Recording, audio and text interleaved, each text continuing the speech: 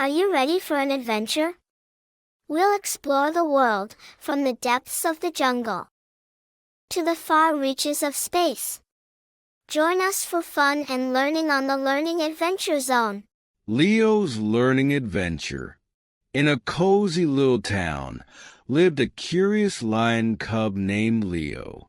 He loved learning new things every day. One sunny morning, Leo's dad said, "Today, we're going on a learning adventure.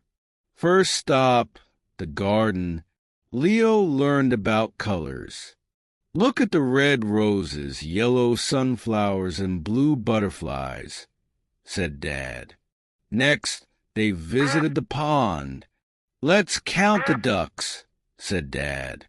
1, 2. At the forest, Leo found shapes. "The tree is tall and round. The leaves are pointy and star-shaped," said Dad. In the meadow, they saw numbers everywhere. "How many ladybugs can you see?" asked Dad. 6, said Leo. At the farm, Leo learned animal sounds. "The cow says moo and the sheep says baa," laughed Dad. Finally, they reached the library. "Books are the best adventure," said Dad. Leo picked a book and snuggled in.